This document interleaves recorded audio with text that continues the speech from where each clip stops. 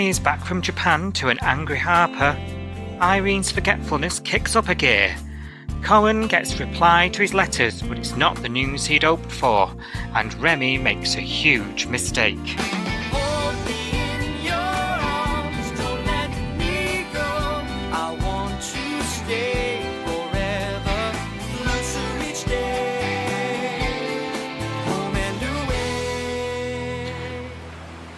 But I'd find you here. Yep. I wanted to watch one last summer bay sunrise. For the next year, you're going to see the coolest stuff all over the world. Yeah. Like this.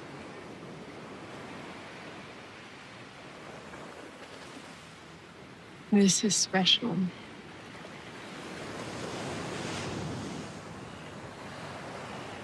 You know, no matter what happens, I want you to remember that I am so proud of you. Have I told you that I'm going to miss you? I miss you too.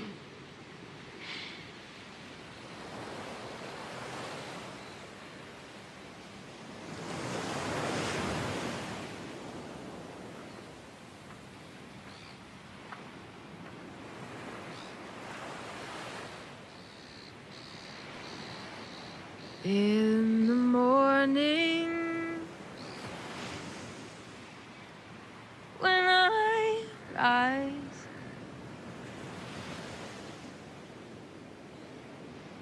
in the morning, when I rise. We are Si and Sophie.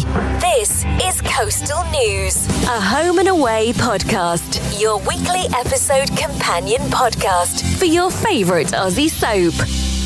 Do you want to be part of the chosen, Sophie? I don't think so. The only thing I'm chosen for is doing other people's jobs. Ditto. And you. I'd rather not that either, actually. Which is worse, going on tour and having Sister Kirby every night or doing everyone's job? So it's a difficult choice. Now then. Difficult choice. Gotta sleep on it. Yes, I think that's wise. Yeah. Yeah. How are you? Are you okay? I'm all right. I'm surviving. How are you? Mucking on in. Yes, not too bad. Not too bad. Good. We found time to pod. Oh, life's busy. Miracle. Life's busy. Jesus. I've actually aged as well. You know, literally aged recently. So, you know. Yes. Happy belated birthday. How was the cake? It looked amazing. It was gorgeous. It was gorgeous. It was the light as air. It was lovely. Yes. Oh, and I should say, I should have said this last week, actually. Thank you to everyone on social media that got in touch with me and wished me happy birthday last week as well, because that was lovely. So I forgot to mention it in last week's pod. You're getting some of our listeners. We should give you well wishes. I did. They somehow knew that I'd aged.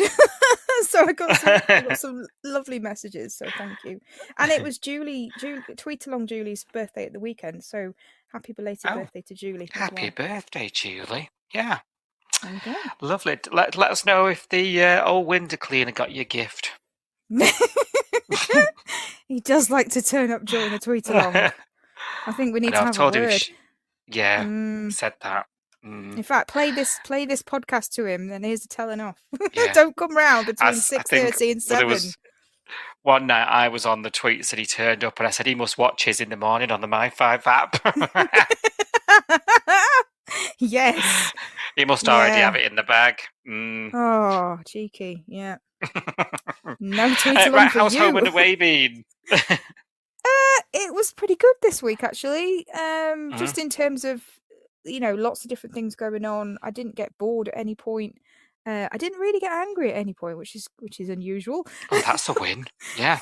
I know.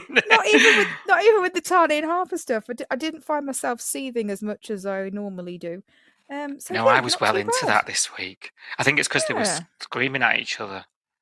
Yes, they were actually doing something rather than just Yeah. her chuntering away to Dana or biting her lip or whatever. They're actually being a bit more proactive about their feelings or non-feelings in Tane's case. Yeah. How about you? How I did think you find the week? Yeah, I really like. I think a week or so ago I said not enough Cohen, but now there is, and things. Yeah. I was complaining is a strong word, but I was a bit concerned things weren't really moving anywhere, and I feel like this week things have gone places. Yes. Yeah. And we've said goodbye to a character that I never knew we needed to. So we'll get on to Yeah. it. But yeah. Right. Shall we do it? Shall we talk? Yes. Oh, before we do. Oh yeah. Sorry, massive news this week. The what? The bogies are here.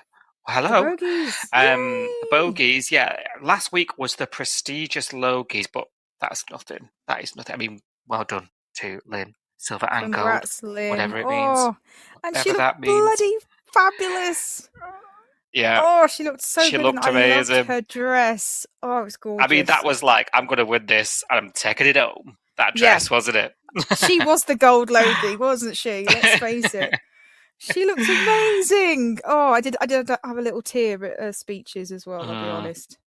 Oh, Yes. yeah. I was laughing and crying at the speech. Oh, she's so funny. Yeah. Yeah. I love the fact that she got like a booger. She's like, oh, buggered this up. And she managed to get bloody hell in, I think, as well. I love that. She was like, I've been doing a bit of press, not much. It's like it could literally been everywhere. So yeah, bless her. it was amazing. Good. But that's so yesterday now because it is. Yeah, it's all last about week. The bogies. Our much more prestige, isn't it? Our awards is here. Yeah. Very popular with our listeners, the annual awards. Get voting. Voting is open. We shared the link on our social media on Monday. It'll be in this episode link as well, in the description. So link, cast your votes. Many of you already have done. You've been right on it. Some interesting results, preliminary results, shall we say. Ooh. But it's all to play for because it's open throughout the whole of August, the votes. Okay. So make sure, talking to you now, listener, get your votes in and share it with your friends who watch, because there's some interesting categories, a little few additions this year as well. So we're looking forward to awards season here at Coastal News HQ, aren't we? Definitely, yeah. Right, now we'll talk about home and away this week. But make sure you vote. Make sure you vote. Vote. Yeah. Tane is back from Japan with baby's first sushi. And Harper's been nervous AF, hasn't she, about his return. How was my dream holiday, she asks when he comes over. And they end up rowing about it, don't they? And I loved it. The first thing of these two that I loved, because we knew this was an inevitability the second he stepped foot back in the country, didn't we? It was just a matter of when. And he says, you're being unfair to me. And she says, you were supposed to come back for me when I told you I wasn't coming. And she throws him out of Irene's house. Before we get into the rest of the nitty-gritty, have you got a side? Where have you fallen? Because I'm thinking she's bang out of order here.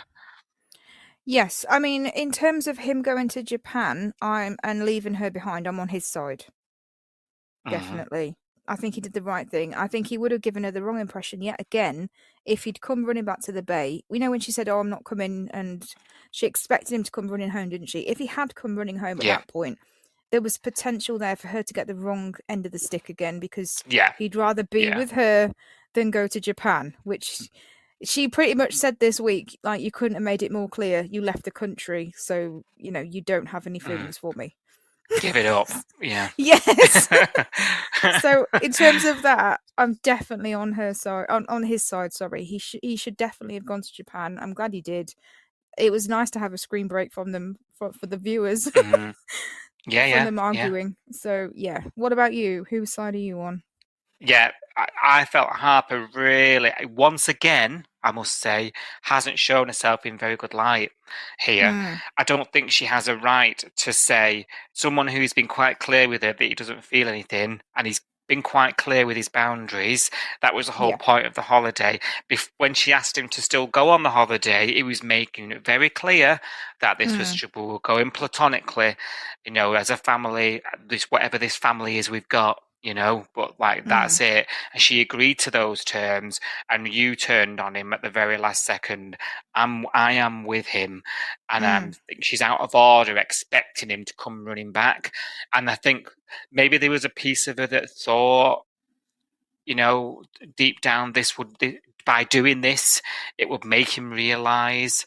But yeah, I think she was just expecting him to drop everything just because they've got that kid together, because that is, to him, where their relationship stops. And I think she was out of order expecting it. Yeah. Dana tries talking to her about it as well, doesn't she? Oof. Says you need to change something here. This can't go on. You need to have a discussion. She snaps at her as well, and they have a bit of a to-do. Wakes up the next day with a clearer head, though. Meets Tane, but Tane has since had a bit of a rat-a-tat with old John there, and has found out that Archie's in daycare, Harper's back at work, and he's spitting fire, isn't he? We're back to square one with it all. Thinking, bloody hell, fire. We never discussed this, he says. So they do eventually settle on whatever they call a new normal, separate lives, but with a baby. And I'm thinking, yes. Can Harper stick to it, though? Do we think? Oh God! I mean, if she doesn't like see the true Tane now, will she ever see it? Because he's been horrendous. Like, why does she still love him? I don't get it.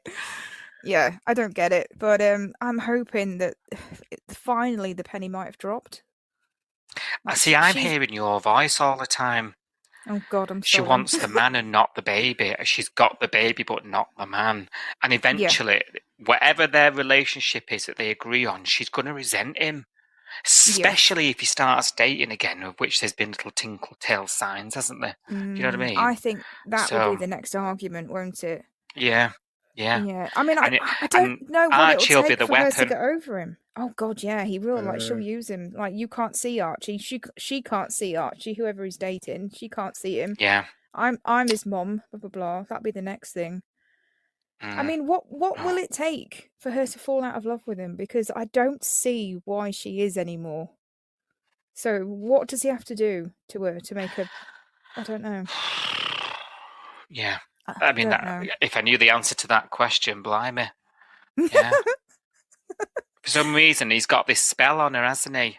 Yeah. And I don't know what it is.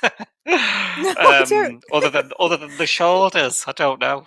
Just don't know. Yeah, I mean, is it just physically attraction? I mean, she seems to be in love with him, which I think goes beyond the physical, but I really don't know why. Like, he's got no, in terms of how he treats her like crap. So yeah, there's an infatuation somewhere. Yeah. Yeah. Oh, do you remember back in the day, rewind a bit, when Harper was around, we were like, she's constantly, all we ever see her doing is kickboxing with Tane. She's at all his classes, blah, blah. We see none of that now. Yeah, that's true. Like, I feel like she's been on a mish since she arrived, And then she got him and as far as we know, sack. Their relationship was just the one, that is the bit, like the one time, be all and end all of it. As far as we know, they tried for a week. Yeah. It was just a marriage of convenience, wasn't it? After that, it was like, oh, we were having a baby, so we might as well get married. Ugh, icky. Yeah. It is.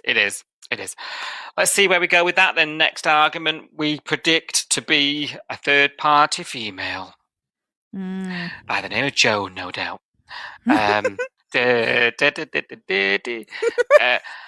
Marilyn is advising Rue this week that honesty is best when, informed honesty is best, I should say. I've messed that up.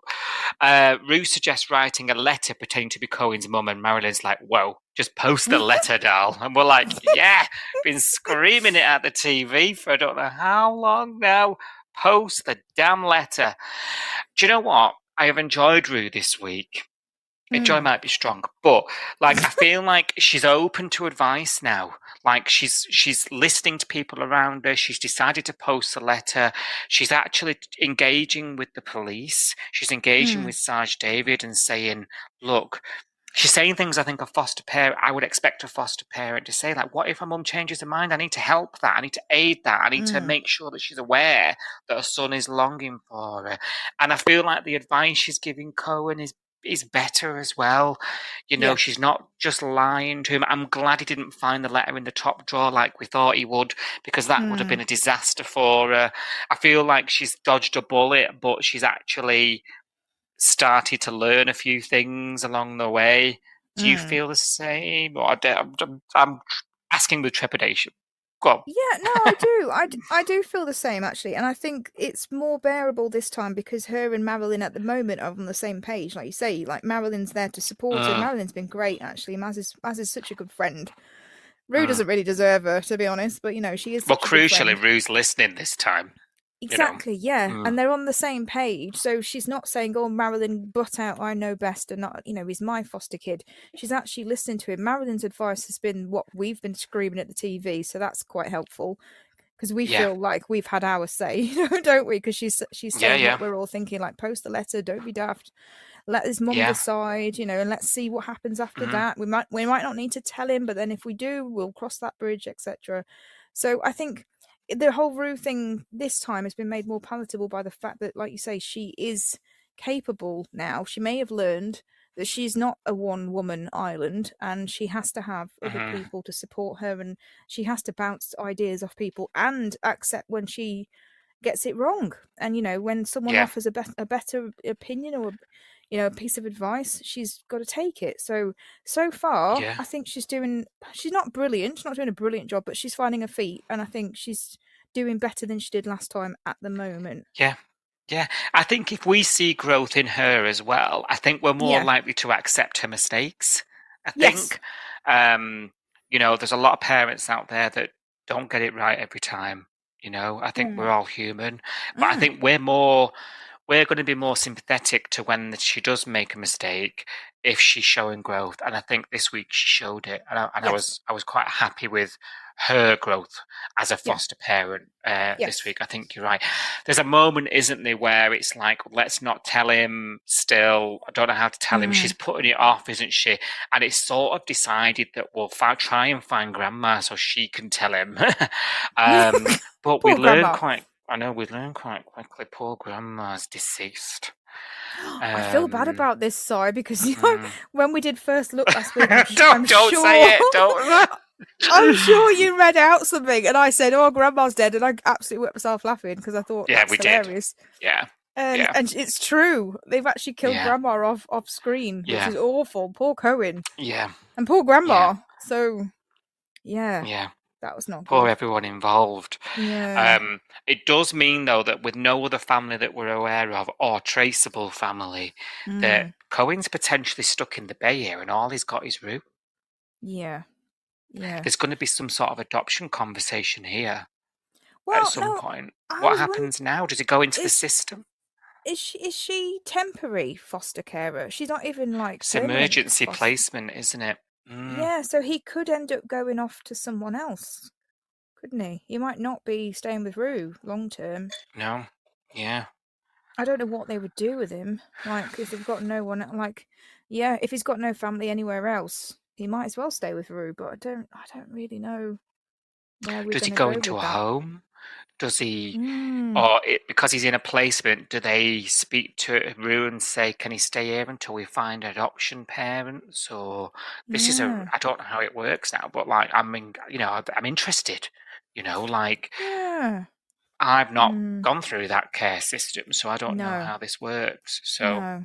And is it school holidays? Because, you know, with Eliza, it was all about schoolwork, and you must do this, and you must think about your future and exams. We've not crossed that bridge with Cohen yet. We've only really been doing reading and making sure we've got his books and stuff. She's not been thinking of tutoring, or she's not mentioned going to school. So Yeah, if that's he true. is staying longer, I presume tutoring school, all of that stuff has to come up on eventually. That's going to creep in, isn't it? Yeah, definitely. Yeah. Is he going to want to be homeschooled? I think he'd want to be with his, peers, people of his own age. If he's got no family, he needs to make some friends. He seems like a very sociable kid as well, because he's sociable with Cash, but he just needs somebody his own age to chat to and not just ruin Cash, really, doesn't he? Well, this is the age-old thing, isn't it? There's no kids in Home and Away anymore, and No, but they could pack him off to school. We don't need to see it, do we? And then he could come home That's and say, true. "Oh, I've got a play date on Saturday with, I don't know, Ryan." Get his shirt and blue jeans on. Yeah. Yes. Yeah. Exactly. Yeah. Now later in the week, he's a guestie. That's yeah, sorry. I'm thinking. Well, it's okay, but fostering lends itself to that, doesn't it? Like that's the point of the fostering story, the fostering thread. It brings people in as a temporary thing. Yeah. We hear about them, and then off they go to better shores. So that's the whole point of that storyline. So yeah, it's one of those, isn't it? We all yearn for the old days of fostering back, but then we all want characters to stay that we like. It's one of those where we're never really quite happy with it, are we? But that's the nature of the beast with this kind of thing. Yeah, you're right. Is that I'm not watching him thinking, oh, I wish he'll grow up here, Yeah. Yeah, I was going to say later in the week we do get a reply for these letters, don't we? On all the letters are returned to sender. Just make a note of that for storylines to music.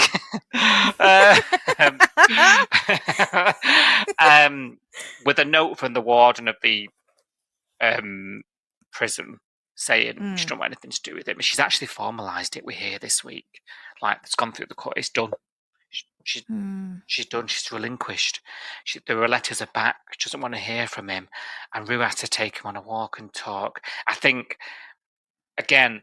I thought Rue handled this well because she's been putting off for so long to the point where she's the best person to give the news now. She's the only person who could give the news. Imagine Sarge David giving it.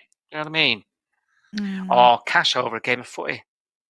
So I loved that she took him out on his own and she just gave it to him straight, facts and all, no crap. Like people normally speak to kids with all stuff around the outside. And he's obviously intelligent, isn't he? So yeah. He'd work it out even if she made it up. Yeah. That's true. But he's a good young lad, isn't he? Bit of denial, but now he knows the truth now. And Rue's finally got this burden off her shoulders. Where do we go from here? I know. I don't know. That's the thing. I just feel really bad for him. I don't know what the future holds for him in the Bay, really. And like you, I know I've been a bit. I don't know anything about the care system, so I can't guess. Yeah, and I've been a bit critical about this kind of story coming back. I've been like, "Oh, leave it in the past. What you doing, man?" And I've, but actually now it's here. I quite like it, and I want to hear about these young people, and I want to find, and I'm rooting for this young lad now. He's such a nice boy, I think you messaged me in the week, didn't you? Was like, oh God, what about him and Alf when Alf's back? Going fishing and whereas last time, Alf was being basically poisoned, heart attack and no meds and you know what I mean? Like this is the foster story I want to see. Real feel good. Stuart's are at the heart of it. I want to adopt him. we definitely need to see a bit more, don't we, before he gets taken away and put somewhere permanently. We definitely need to see a bit more of him, but I don't feel like he's able to stay in the Bay long term. I just from my own personal opinion, I just don't see how they can grow his character without, I don't know, making it getting to the point where everyone's saying this is not believable now because where's the school? Where's the kids his own age? People will start saying that soon. There's a limit, isn't there? Yeah. Where like, right, okay. It's good that we've seen, because we didn't see it with Eliza, the police, the social work side of it. All that was missing, wasn't it? We've seen that, which is better. It's beefed it out a bit. But you're right. There's a ceiling there, isn't there? We're not far off it, I think, in terms of believability. It is kind of amusing that the two fostering storylines that have come up, Eliza and Cohen, have been while Harper was pregnant and while Harper had just given birth. And for the last God knows how long she's been a social worker without having a baby. She hasn't had any cases whatsoever. All the cases have come when she's just decided that she's going to, get pregnant and have a Be baby. off. And Yeah. And now she's had to rush back because she's got, Eliza and Cohen literally needing a social worker on the doorstep. So it is kind of funny, the timing of it, but there we go. Yeah. John solved the mystery of the hot iron. Oh, yes. This week. He's taken Irene for that lunch, and she's like, "Stop pestering me. Stop asking me. The other day was a blip. Everyone forgets the odd thing every now and then. I'm good as gold, doll." And John's like, "Who left the iron on then, Irene?" Now, later on, Irene is asked to babysit, isn't she, while Harper and Tane sort out their shit. And obviously, she goes out and forgets about him. That was coming, wasn't it? That was coming the second she was asked. Everyone held their breath, I'm sure. I know I did. But thank God he cried as she was meandering across her patio, not her garden, that is yet to be seen. Apparently she loves to wander of an evening. In a nightie. Yeah. So thank God he cried just in time. And she runs in and she's like, "Harper, where's Harper? Why has Harper left you alone?" She's completely forgotten that she's agreed to babysit him. Sees this text on her phone thanking her, and it's like panic stations. Calls John over because she doesn't trust herself after that, does she? And it's like involving somebody else now, not just herself. It's the safety of this young baby. So it's sort of stakes have increased, haven't they, at this point? And last week I was a bit like, she's overreacting a bit at this, with the information that we knew at the time. Why is she reacting so big? Just, if she's that concerned, go see a doctor. John reiterates that again this week. Where was your head at with where we're at with this? So she's not just forgetting things here and there. This seems to have escalated somewhat, and she can't remember. Yeah, she can't remember absolutely any detail or anything, like beginning, middle, and end. Like it's completely gone. It's really fast.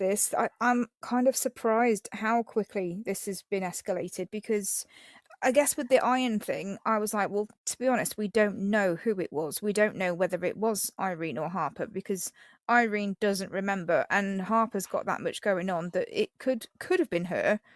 So that, for me, there was some ambiguity around the iron, but there's been no ambiguity around the fact that she's forgotten to babysit. We saw the whole dialogue. We saw Harper say, "I need to go and meet Tane. Can you look after baby Archie?" We saw Irene say, "Yes, that'd be great. I'd love to." And then we saw Irene leave the house and then realise the baby was inside, not have a clue why.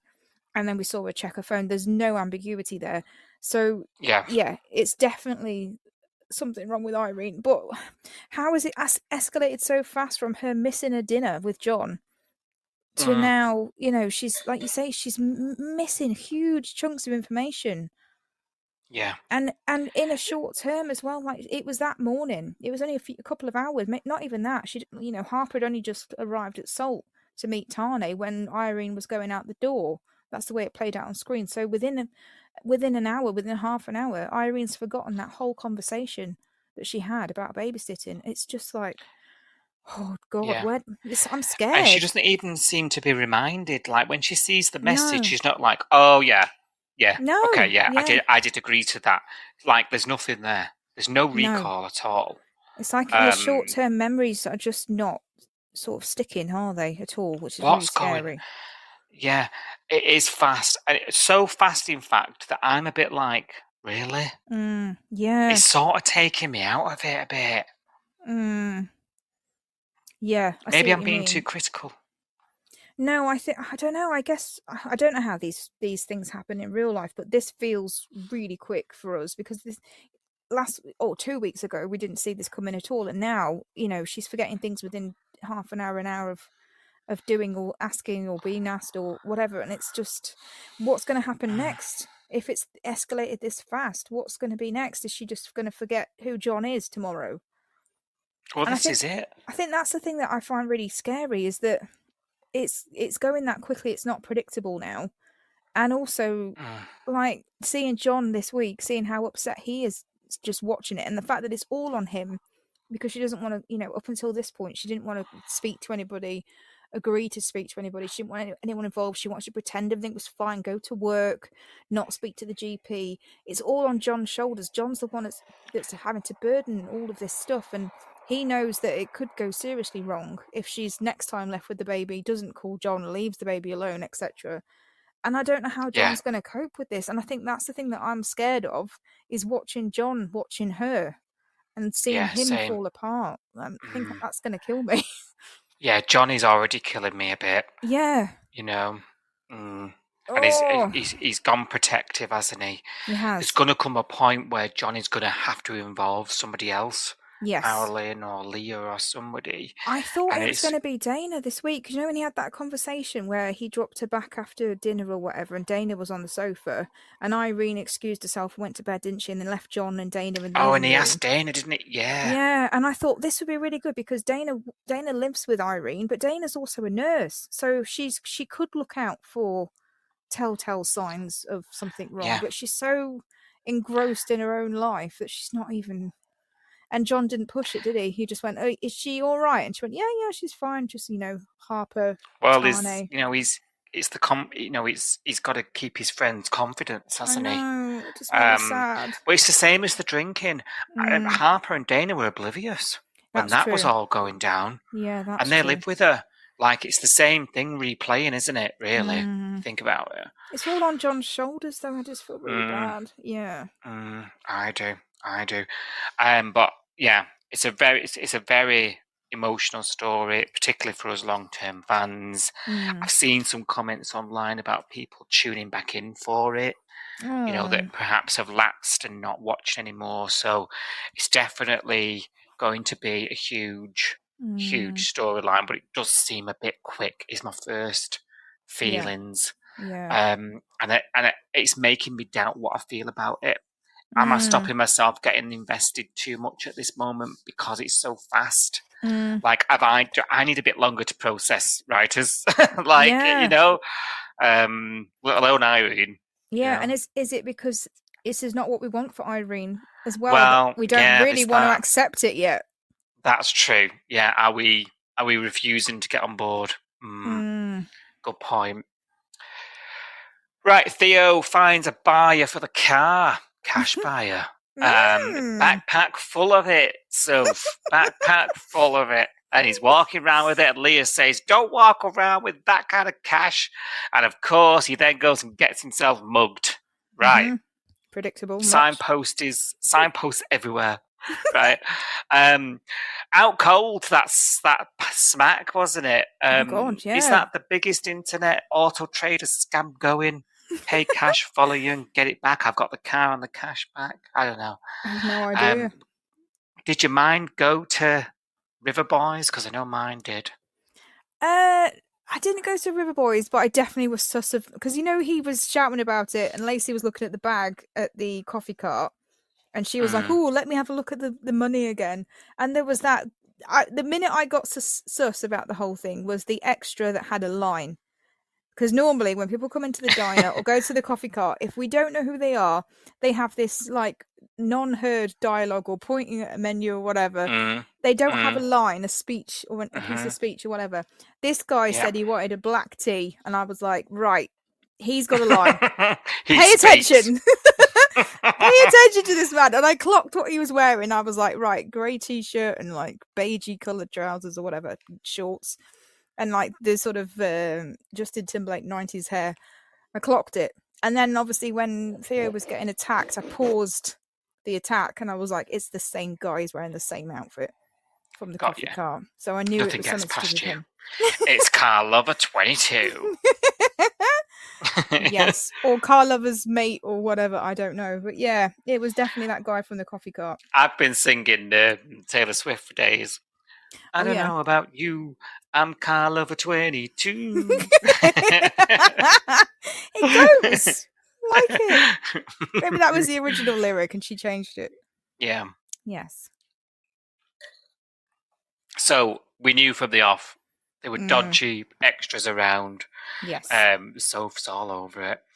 You're not the only investigator in the bay. I know. Because obviously we're at the hospital. Everyone's frantic. Leah's there. Everyone's making phone calls. Lacey's a bit angry that Dad's there and gets him off the case. Conflict of interest, whatever. I'm just pissed off with my dad. So let's just delay the investigation, but we'll park that argument. She knows her legal rights, though, that girl. And Cash is on the case, and he comes asking questions, mentions the River Boys. Lacey takes umbrage, and then decides to set up her own catfish profile on the autotrader.com.au, or whatever it is, and meets up with Carl over 22 just like that. He's hanging around. He turns up with Theo's backpack. That's how soon after this all went down. I was crying laughing. I was crying laughing at this sting thing. Oh dear. Surprised it hasn't got Theo's name on it. No label that's sewn in by Auntie Leah. Well, I can imagine Auntie Leah sewing labels on everything he owns. Age 30. Yeah, Cash. So there's an important thing here that I think should rear its head, whether it will or not, I don't know. But Cash, this isn't the first time Cash has been caught in trouble taking a civvy to a police operation, right? Yeah. And there's a whole let's keep it to ourselves type conversation, isn't there? Your dad will kill me if anything happens to you, but Lacey don't care. She wants to get the man and get the cash. So they go and do this sting. It happens so fast. I'm like, this was hilarious. I was crying, laughing. I was like, the whole thing began, executed, was over in like 26 seconds. Yeah. It was the funniest, most heightened thing of the week for me. I enjoyed it. I really enjoyed it. I know it was ridiculous, but it was drama. I'm there for the drama. I loved it. Yes. And she just put YCPD to shame, you know? Well, she did. The best investigation skills we've seen in years, Sophie. Exactly. She got her man. She got her man. Kat Chapman would be turning in the grave. Is she dead? Where is she? She's dead. I can't remember. I think did she get shot? Chances are she's dead. Car crash. She's dead. Oh yeah, I remember. Yeah, yeah. It was what's her name that got shot? Copper, wasn't it? Yeah, Charlie. There we go. Yeah, hilarious. The whole thing, hilarious. Bit of fun. I loved it. I thought it was good fun. Yeah, it was a bit of fun. And Theo's going to get his cash back. So there we go. Win-win. I floated a theory with you about is Joe or Dad responsible so that they could be saviour and Lacey would have to have thanks to them and soften and warm to them a bit. Am I stretching with that theory? Well, I'll be honest. I didn't think it was Joe or Sarge that were involved, and I feel really bad now because Lacey did a really good job of catching them. But I did actually suspect Lacey at one point. Did you? Yeah. When she said something at the coffee cart where she was like, "Show me the cash again. It's been ages since I've seen that much cash." And, you know, she needs the money and all that. And I was like, oh, you better not, girl. You better not be stealing off this guy because that would suck. But I quickly realised that was absolute crap and she was on his side, which I'm glad about. So, but I don't know. When you're analysing it, you're looking for another angle, aren't you, all the time? So it's easily done. I did Interesting wonder if it would have been her, though. Yeah. She must still have contacts. She spent a lot of time with the bad uns. Exactly, and I still don't know how I feel about her. I mean, this week actually she's gone up in my estimations because of the fact that she basically put YCPD to shame, and I think she probably should be a copper like a dad because I think she's really good. She'd hate that suggestion, obviously. But I do think she did really well this week, and she clearly knows the law, clearly knows her legal rights. So I do feel bad that I sort of, for a moment, I was sus of her, but I don't feel like I know enough about her yet. And also, when it comes to Joe and Sarge, I didn't think they were anything to do with it until you mentioned it. But I am still a little bit like, what are they hiding? What's the thing? What's the deal with the accident? You know, all of these three because we don't know anything about this accident. We don't really understand why they've all fallen out. I'm sort of sus of all of them at the moment without any Yeah, evidence. that's it, isn't it? Without knowing, you have Mm. to keep your guard up as a viewer, Yes. because anything's possible at this stage. Who's Mm. telling the truth as well about this accident? No one Yeah, knows, do they? exactly. Yeah. So you're right Yeah, you're right. suspect. That's the one. Right to suspect Joe and Sarge, because I don't feel like we know enough about them to know if they're goodies or baddies entirely at the moment. Yeah, spot on. And all I'm hearing is Lacey keep telling me, Dad's not as kosher as he says he is. And Yeah. it's ringing in my ears. Yes. Yeah. Why we keep getting told that? Yeah. It's got to be Must important. be a reason.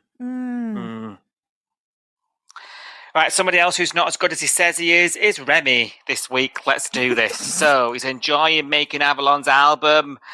He's even handing his little present back to Avalon this week. Kirby's leaving as well, not just for Europe, for the whole world, but he's MIA throughout this whole thing. He's missing the album launch, you'll remember. Now this week she's leaving. She's negotiating this album, this tour. He's avoiding it. There's a bit of a sort of conflab between Eden and Remi this week about feeling left behind, isn't there? And I think that's understandable. For so long they've been in it together. They've been this struggling band.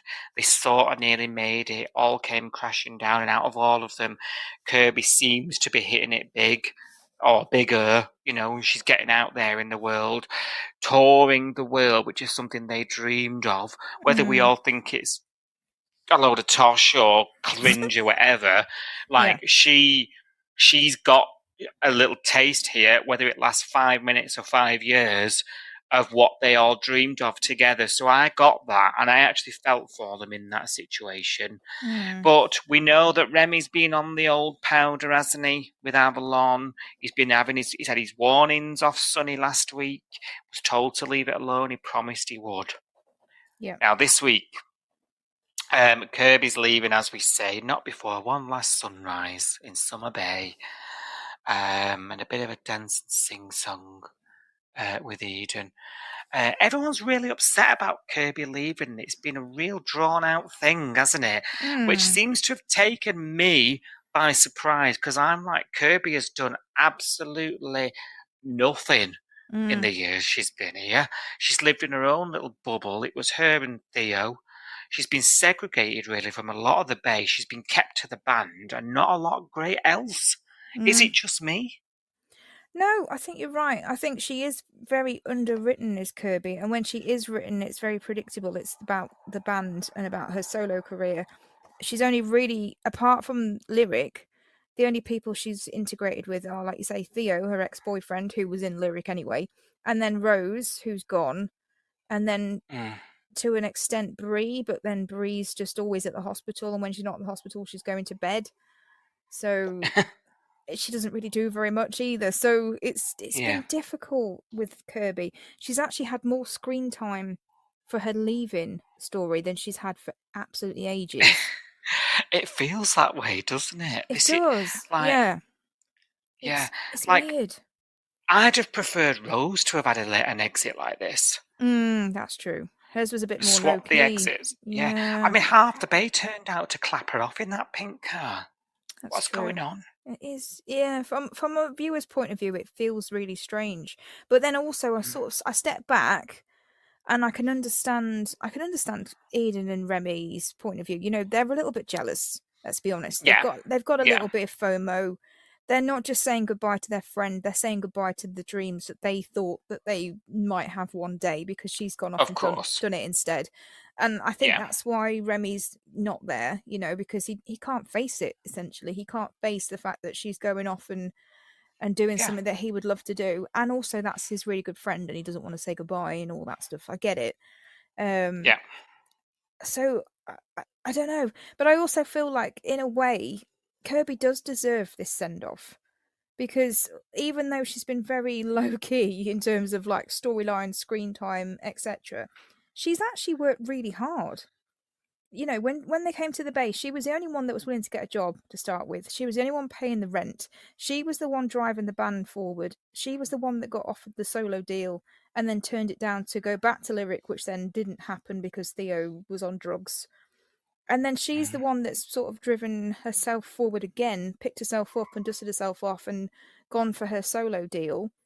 So actually, I'm like, do you know what? She deserves, even if she didn't really have much of a storyline the whole show, really, she deserves a good send-off because of the fact that she's the only one that really had an ambition and actually went for it and achieved it out of the lot of Got them. you. In a sense of like, out of all the band, she's the Yeah. only one that's really knuckled down and put in the graft. Yeah, she's actually Okay. worked her ass off quietly. And she's I'm always hearing had it, a actually. dream and she's always had that ambition, and she's the only one that got there because she's the only one that's actually worked for it, I think. Yeah, the rest have been distracted with all their Summer Bay dramas, haven't they? Exactly. Yeah, maybe you're right. Yeah, maybe that was the point of her. She was the one that was going to make it. Maybe. Don't know. Okay, let me think about that. I think she deserves it because I think she's the only one that's actually worked towards that, that dream, that goal. The rest of them just kind of thought it would land in their laps and they didn't have to do anything for it and didn't have to work and didn't have to, do anything. She's the one that drove the band. She's the one that got the meetings together. She's the one that got the rehearsals. And you're right. She was when the I think one back, she in the was like, living room. guys, we've got to pay rent. Yeah. And she's the one in the living room at 8 o'clock. Yes, she's annoying. She's in the living room at 8 o'clock playing the keyboard. Annoying. But she's writing songs and she's driving the band forward. The rest of them didn't bother, did they? They barely turned up to rehearsal. So That's true. Okay, you've made me Yeah. think. Thank you. Yeah. I just feel like she give her got the pink car send off. She finally got what she was working for, and why not? Good for her. Yeah. Good for you. Yeah. I bet you panicked when Reni got the vinyl out, didn't you?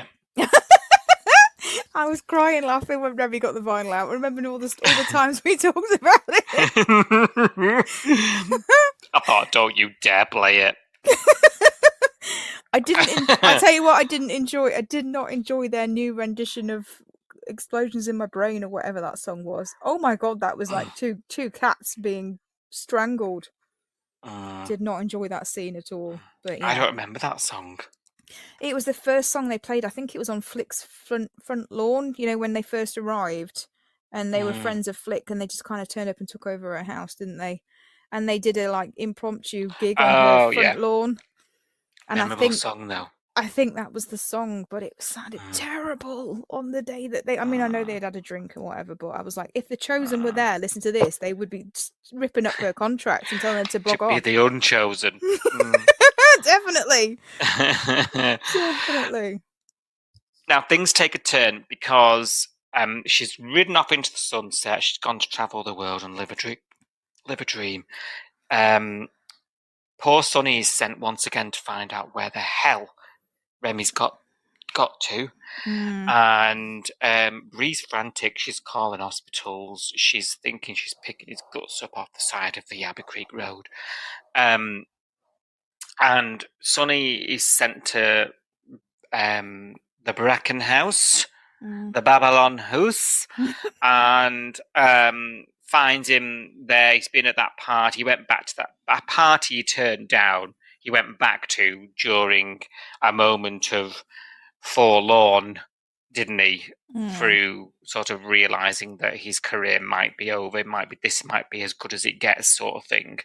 Feeling sorry for himself, dragged himself back to that party. It was an all-nighter. We find out he didn't touch the white stuff though. But there's this. I found these scenes really agitating at Avalon's house, where she's like, come on, put it. Everyone's passed out. The house is a mess. He's like, no, I just want to be here and be sad. Sonny turns up and he's like, come on, man. And he's like, no, rack off. And Sonny's like, for God's sake, I'm trying to do the right thing here, trying to be a good mate. Of course, Sonny ends up going back and he has no choice but to tell Eden, doesn't he, at this point? I think Sonny did the right thing then. He tried to be a good mate. He tried to sort of keep it on low key. He realised and recognised the moment where he needs to include others into this secret that he's been on the old drugs there, because it's descended and people are getting worried and they're calling the police, etc. I found it very agitating. These scenes, I was annoyed every time I was there at Avalon's house. How did you take them in? Because I know I was really, really annoyed. Yeah, like you, I was annoyed because I was thinking he's being a total scumbag here, really. I get that he's running away. I get that he's like all the things I just said about his feelings towards Kirby getting a dream and him not getting it. I get it. And he's kind of licking his wounds and going around there, and he's a Mm, scumbag for doing what he did, and there's no excusing what he did. But I do feel like Avalon pushed his buttons. And I do feel like some of her comments where she was like saying, "Oh, these kind of opportunities don't come around. We know this. Like you and I know this opportunity." And she was kind of pushing his anxiety buttons. He's already feeling like he's missed out on his chance of his dream, and mm. she's sort of picking at that weakness and that anxiety and saying, yeah, good for Kirby, she's gone and done a dream, because we know that doesn't come along very often, does it? You've gone nowhere, basically, is what she's saying to Yeah, him. well, that's how she's been able to manipulate him into staying, Yeah, into being there, into even entertaining her. exactly. And she's coming It's across to manipulation. me. It is manipulation. And she's coming across to me like, although she's supposed to be like this, successful recording artist, number one album for months and months and blah, blah, blah, second album on the way. She's actually a really messy bitch, like in her Yeah, brain. yeah, Like her yeah, brain is a mess. And also she's looking out for someone. It's like she's got everything she wanted, but there's still something missing in her. And she needs to create this chaos and this drama yeah. around her. I think she's spiteful. Yeah. I think she's spiteful. She's ended up with this career that's been so good. She's got the pressure of the second album, and I Mm. think she's realizing she's missing out on some other things. Yes. Like a relationship, Yes. or She's lonely, isn't she? yeah, yeah. She's filling herself with all these party people, but none of them are Mm. real friends. No, it's hollow, isn't it? She's Yeah. she's surrounding herself by all these plonkers, Mm. and That are probably she's sponging off her. yeah, 100%. Mm. Um, And he and can't then because he's a millionaire. yeah, yeah. Now we suspected that she might want to sponge off him, didn't we? At one Mm. point. Yeah. I'm still keeping that in the air as a Mm. possibility, because we don't know yet, do we, why she's keeping him around so much, particularly as it's supposed to be a professional relationship, and we don't seem to see the rest of her band or anybody Mm. else making this album. They end up sleeping together, pretty much driven by her. And I'm really, really, really furious at him, because Mm. we went through all that breakup with he and Bree, Yeah. for her to finally sort of take him back. He grovelled and grovelled and grovelled again, didn't he? Yeah. And then he's thrown it all away over some mad about feeling like he's not good enough, Mm. and some girl throwing him a few sort of lines. Didn't take much, if you ask me. Mm. And this feels a little contrived. This feels like they're splitting them up, and because it's the only thing to do with them, basically. Yeah. And I'm really cheesed off. I don't even care for the relationship that much. I'm annoyed that he's now ended up being the bad guy. And I was on this podcast 12, 18 months ago saying, Remi's the prick, Remi's this, Remi's that, and he'll end up being the bad guy. And then, woe and behold, I was proven right all this time later. You're absolutely right. Oh dear, he really has let himself down. But I do Yep. feel like it's in his character as well, though, because I do feel like Mm, he's got that chaotic yeah. messiness inside him. He's Yeah. got something that's missing. He grew up wanting for nothing, but there's something lacking in him, isn't there? And I feel like Mm-hmm. that's the same as what Avalon's got. Avalon's got everything, but she's still got something lacking. And she wants somebody else that feels the same way as her. She wants to drag them down. She wants to ruin him the way that Yeah. she's kind of And self-sabotaging. Yeah. yeah, definitely self-sabotage. It'll be interesting to see if she gets the gratification that she so desperately thinks she needs. It will be interesting. Yeah. Because now I'm predicting, I mean, he's had to go to Bree, hasn't he? Sonny's dealt with this phenomenally. He's shown support for Remi and he's made him realise he's got to do the right thing. Remi goes over, spills his guts. She throws him out, as she should. I'm thinking now, does that push him to Avalon? Where does that leave Sonny in terms of being the only person who's because Eden is really affected by it for obvious reasons, right? Yes. She hates a cheater. I mean, it's the worst thing, you know. You could kill a guy and she'll be all right with it. Don't cheat on anyone. Oh my God, why have we died? I mean, we're being nonchalant, but you know, it does affect her a lot. She's got a lot of opinions about cheating. So, all he's gonna have really on his corner here is gonna be Sonny, and I'm thinking Sonny doesn't deserve that. No, Bree doesn't deserve it. no. Like, you know, Sonny's now going to end up having to try and stop him going off the rails. I think is where we're going to go. I think it's a self-sabotage storyline. I think it's him coming down to Avalon's level and them two going off the rails together because she wants to go off the rails and now she's brought him down to her level. I think that's all it is. He didn't give Bree a second thought. It didn't even text her back and say, "I'm alive. I'll be home later," just to, you know, make her put her mind at rest. He wanted her to be worried about him. He didn't care. Which tells us a lot, really, about Bree and Remi. Because we don't really see them. We talk a lot about no scenes. We don't really see them as a couple. It tells us a lot, really, about how things are. Exactly. Really. And also, it tells you a lot that she's not really done anything wrong. You know, like, I'm not saying there's any excuse for cheating. Not saying that, but there really is no excuse for it. As far as we're concerned, him and Bree were absolutely fine. There's been no arguments. You know, when he turned up later on, she was like, "Oh, it's great to see you. I'm so glad you're okay." You know, she wasn't naggy with him and saying, "Oh, why did you take 2 days to text me?" Or she's not even showing trust issues with Avalon and Tane. No, there's nothing, is there? Yeah. There's nothing. It's just one of those things where he got offered something on a plate and he just took it without even thinking about her. You know, and that's just it's unforgivable, really. Yeah, and sad. It is sad. Yeah. I would even say unnecessary at this stage, to be honest. But there we go. But then if you kind of flip it, I've got to be honest. Am I sad about Bree and Remi breaking up? Well, no. That's another thing. They're not a couple that we're going to be distraught about, are they? No, they're an odd couple anyway. I've never thought they were a good match. I thought when they got together, it was. I think we talked about it this 2 years ago when they got together. It was hot because it was like whatever the word, I can't think of the word, but forbidden love, basically. Because she was married, and you know she was with this horrible guy, and here was this guy that was going to treat her nicely and look after her, and it was like all sordid but in a nice way, you know. It was hot. We were here for it, and now it's like it's fizzled out so much from that. It's so boring. They don't see each other. They barely get any screen time together. She comes home from the hospital and she's knackered. He's going off to the studio to do a night shift.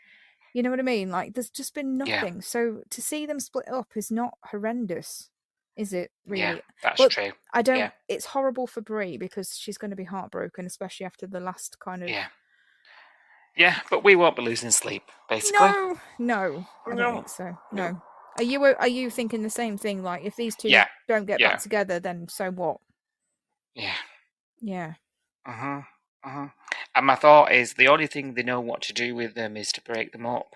Yeah. So my analytical mind is saying, right, why we're splitting them up is one of these two the next one to bounce, because we're going through a bit of a stage where people are leaving. So that's true. Yeah.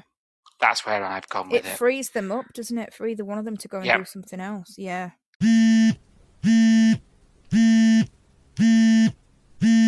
Right, Si. It's your time. It's time for your say on the bay.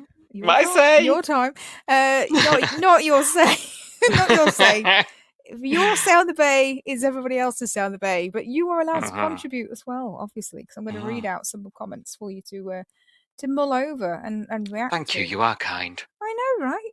I do. In the interest of being informed honesty and all that sort of stuff that Rue's been doing with Cohen this week, I probably should warn people that we are recording early this week, so I've only got a couple of days of comments. So if your comments haven't been included, I apologise.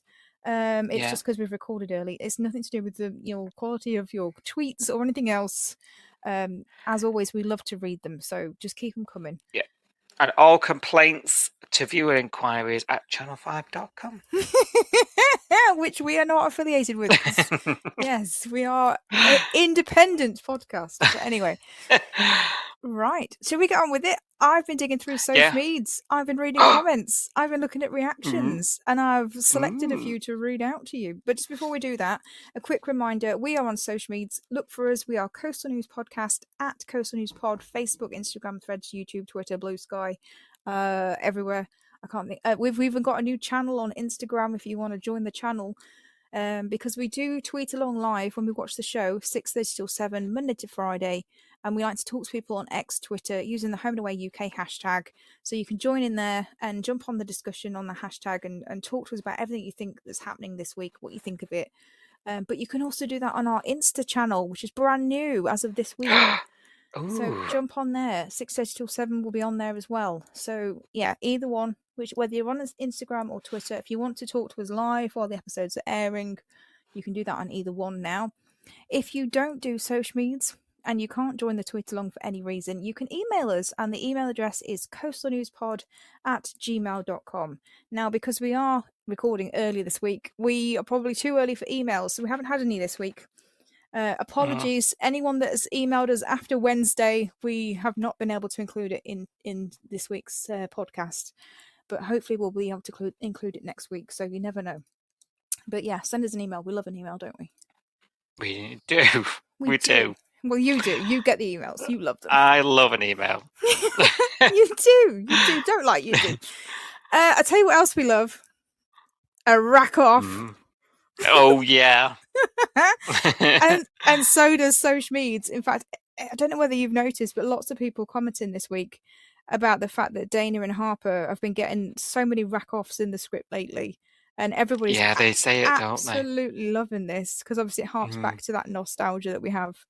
That phrase, it is very much a youth phrase, isn't it? You know, the kids arguing, Summer Bay House when it was filled with foster kids saying "rack off," you know, and the school "rack off."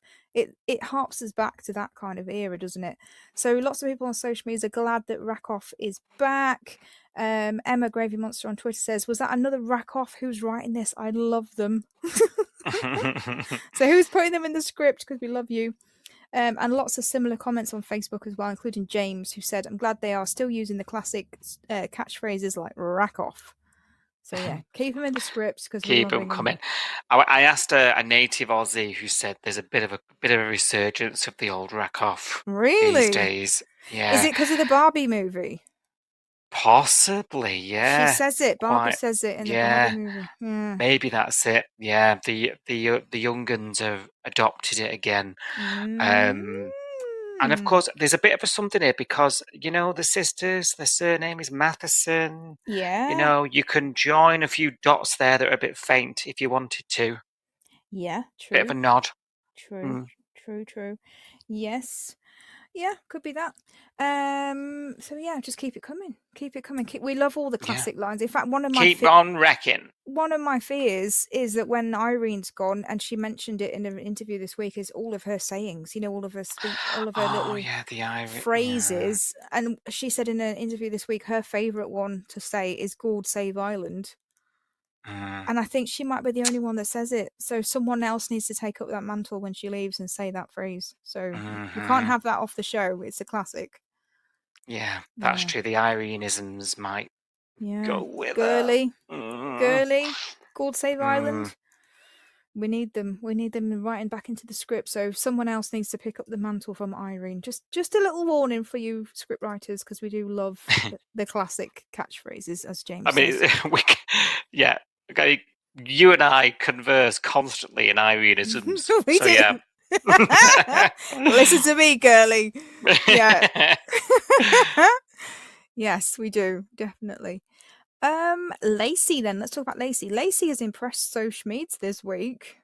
With her detective skills. They don't impress. Yeah. We do have a Lacey hater that we keep muting comments from, but there we go. Lacey has impressed social medias. So somebody with the handle Yeti-esque, which is also what is this shit on X, which always makes me laugh. They've put Lacey clearly grew up watching Columbo. Yeah, she knows her Yeah, stuff. She knows her stuff. Mhm. Was it Columbo or was it Murder, She Wrote? Because Sarah 30th Floor on Twitter says Lacey Jessica Fletcher. Yes. Yeah, she's given that. One of your faves. Whoa, I love Mm. Columbo as well. I love all of these programs. And Victoria Krankenwagen says Lacey might be annoying, but you have to respect her street smarts. Mm. Yeah, Yeah. definitely. And then we've got a comment from Tamsin, friend of the pod Tamsin, from Pop Goes the Tam Tam podcast, who says, seriously, Lacey needs to join the Popo. Yeah. Yeah. Walk in her father's footsteps. She's got it. It's in the genes, doll. It's in the genes. Yes, it is. Yeah. It is. Yeah. I tell you what, though, we are complimenting Lacey and her street smarts and how good she is this week with her little, sting and catching, getting her man. She caught her man. Her actual man, Lacey's boyfriend, Theo, is not as smart, according to social media. Behind every woman there's a stupid man. There's a Theo, unfortunately. So Jamie says, I'd be questioning why I was being paid in thousands of dollars in cash in 2025. It does. It's a bit of a red flag, isn't it? I think. Yeah. Unfortunately, Julie on Twitter also says, "Who pays for a 25k car in cash? Crims, I know. And scams." Yeah. There's a lot of comments like this. Like, he should have been aware of this. He should have known. Has anyone picked up on Leah's? You need to pay off your loan with that. I'm like, I thought the loan was paid. I really don't know where we are with the loan, because I feel like we've gone back and forward with this. Like, he said at one point that he didn't have a loan anymore because he'd got so much money from the car racing with Gage that the loan was paid off. So I don't really understand anymore. And Leah warned him to spend some of it on the loan, and he still had 5k over or something. I'm thinking, I thought the loan was gone. He must have only paid 5k off the loan. I don't get it. Either that or he got this loan from Wonga.com. And the 3,000% interest. Maybe. He should have borrowed it off Remi, anyway, shoulda, woulda, coulda, yeah. Shoulda, woulda, coulda. So, yeah, a lot of people have been saying Theo is a bit thick, really, for falling for this scam. Fair enough. Yeah, I can see that. But he might be thick, but he's inherited Auntie Leah's genes. Because friend of the pod, Tamsin from Pop Goes the Tam Tam podcast says, how is Theo still alive? He's been crushed, coward punched. Seriously. He has got the genes, hasn't he? The Poulos genes. He's bionic. Yes, able to heal very quickly. I mean, she was impaled and then on a flight to Greece, wasn't she? Or Cyprus, where she went. All within a fortnight. Yeah. Yeah, he's definitely got he's got the correct lineage to survive such chaos. Definitely. Yeah. They're like part cockroach, the Pouloses. You can't kill them. Survive a nuclear war and everything, I think, these lot. Yes. Mr. David says, does Theo have a loyalty card for Northern Districts Hospital? I think they should start charging him rent, actually, to be honest. He keeps taking up a bed, Yeah. Yeah. He has actually been there more than his new home. That's true. The apartment. He has. That's true. And Julie says, Theo in hospital again. Yeah, lots of people noticing that we've not been long out of hospital from being crushed by a car, and we're back in again for being punched out cold. But there we go. Talking of hospitals, though, Sam's got a little thing that he wanted to share with us on Twitter this week. He said, I'm getting killer nurse vibes from Joe. Oh, I love this theory. Are you getting killer nurse vibes? Do you know what it is? We don't trust her. She's new. We're home and away viewers. We do not trust, do we? Easily. That's what it is. Now that's a bit of a stretch at the moment. But like, I love that story.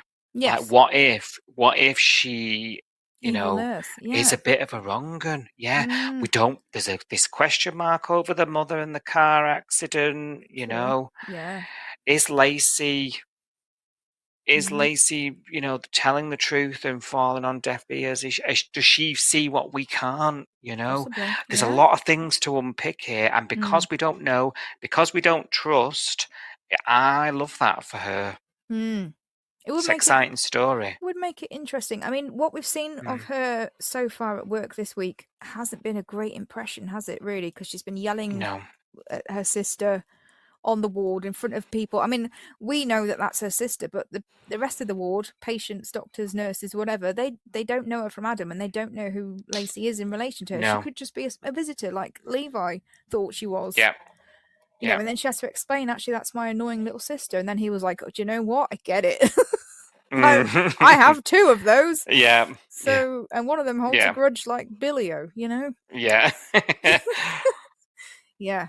It's interesting. I don't know. I don't get killer nurse vibes from her now, but then the best killer nurse stories are ones where you don't suspect it, aren't they? But so some of us are onto it already. I'm just wanting that now, and now I've heard it. I'm just wanting it. Yes.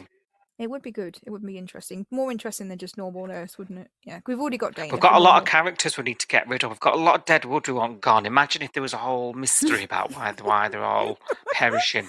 That's true. Yeah, exactly. We'll see. Keep a pin in Shipman that. style. Yeah. Keep a pin, and then we'll see. We'll see if it comes up again. Cast code. Nothing a bit of morphine won't sort out. Oh, dear. What do you mean you're allergic to penicillin? I'll give you a penicillin. Oh, dear. Wasn't in your chart, doll. Never mind. That page has been ripped out. Anyway. What about Kirby's exit then? So we didn't really have mixed feels on Kirby's exit, I guess. Yeah. But social media does. Social media really has mixed feels. So Tweety Tie says, I can't with this Kirby storyline, rolly eye emoji. Just not enjoying it, doll. Not enjoying it. Yeah. Not enjoying it. Michelle said about Kirby's exit, and then the world rejoiced. she's rejoicing on the exit here, but Michelle does say no reflection on the actress. She was great, she just never got a good storyline, and at least she's getting a better send off than Xander.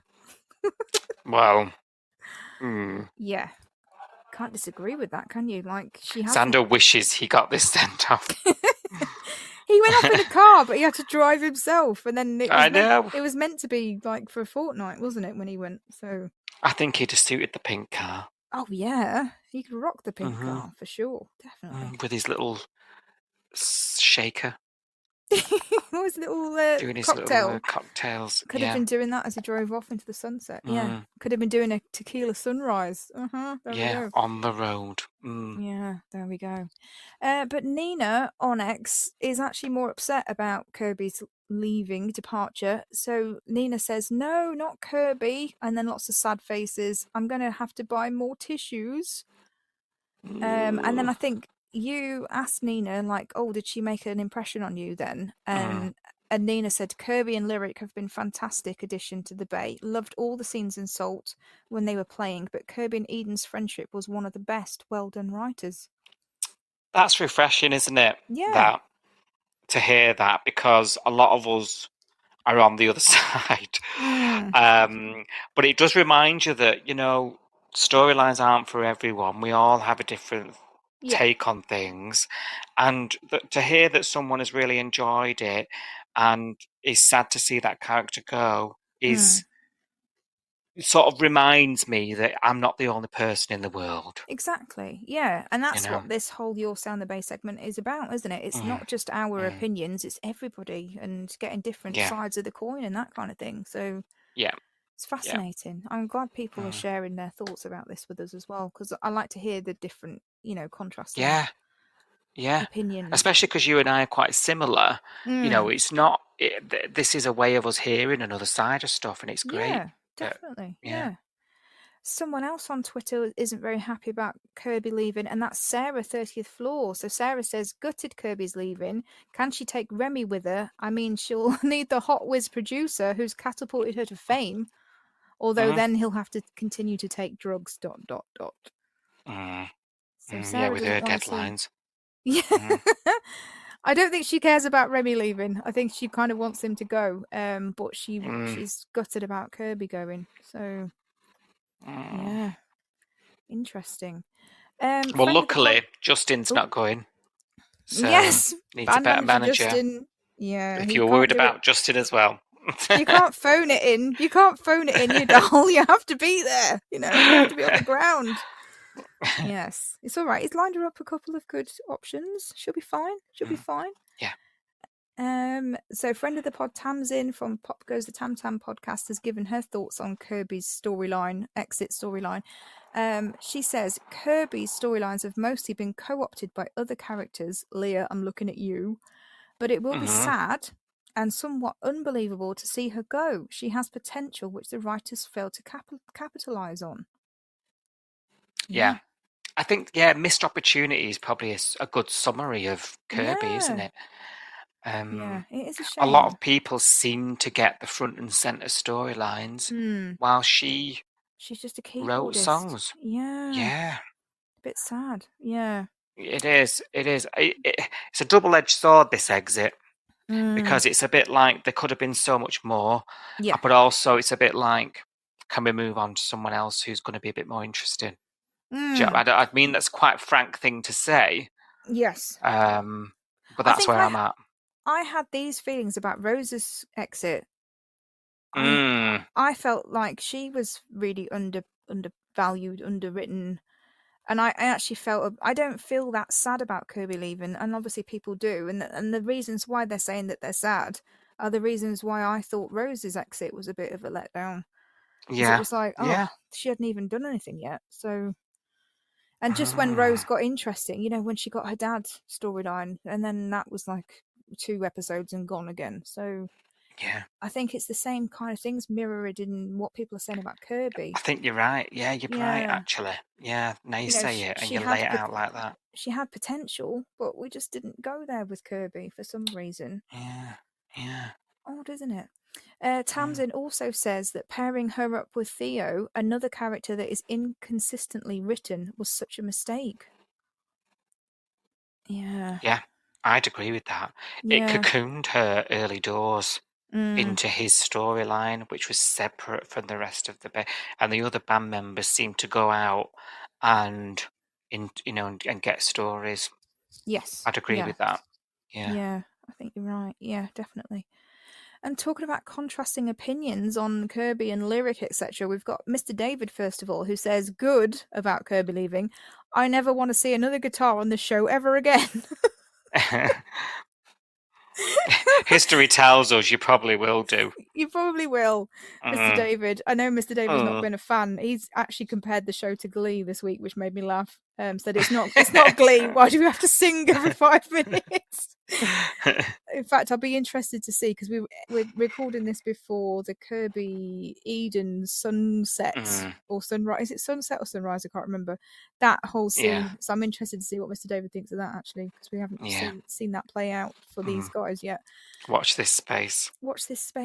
So that's Mr. David doesn't want to see guitar on the show ever again. But Sam, contrasting opinion on Instagram, says one of my favourite things to do is to watch a talented musician play guitar, and Adam Rowland is really good.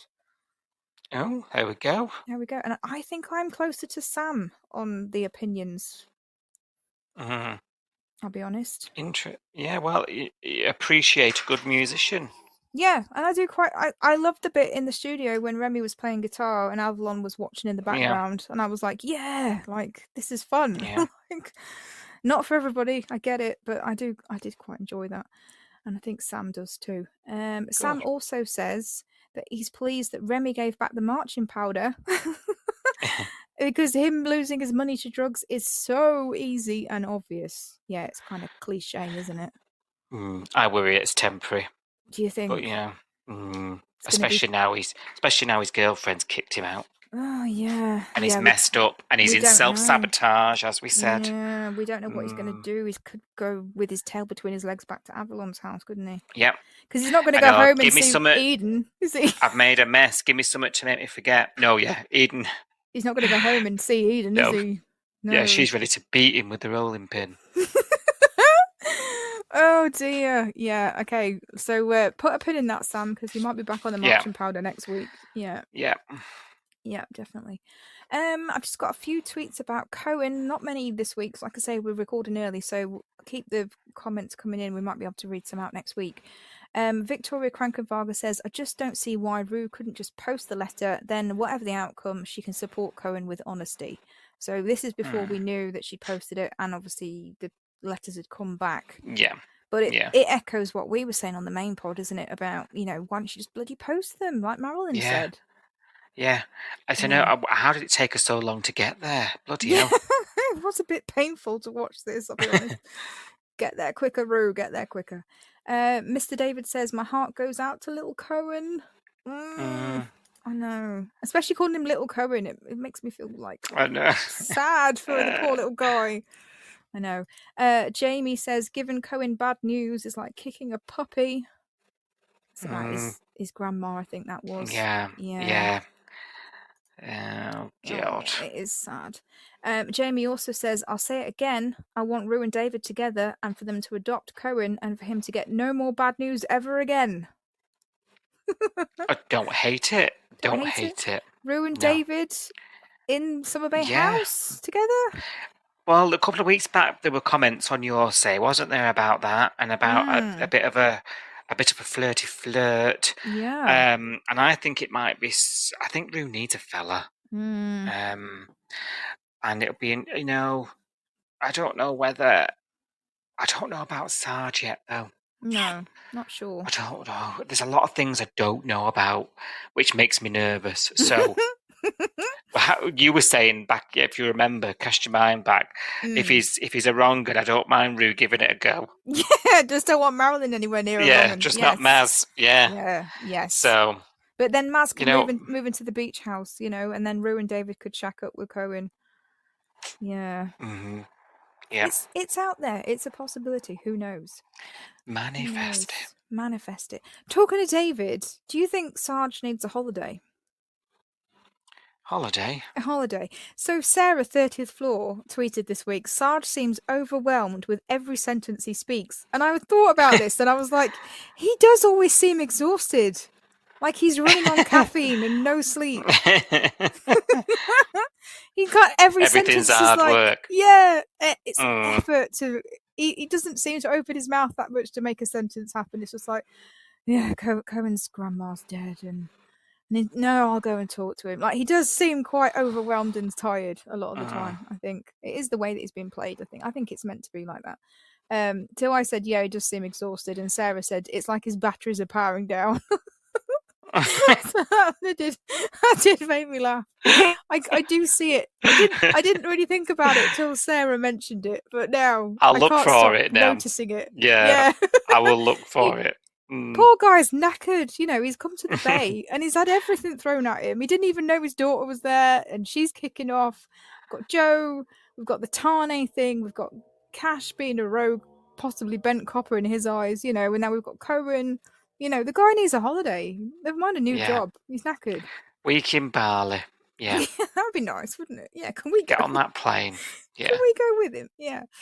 And then to end the week, I've just got a few tweets about Irene, because again, I think the rest of the week we might get some more. So because we're a bit early this week, we've not got as many.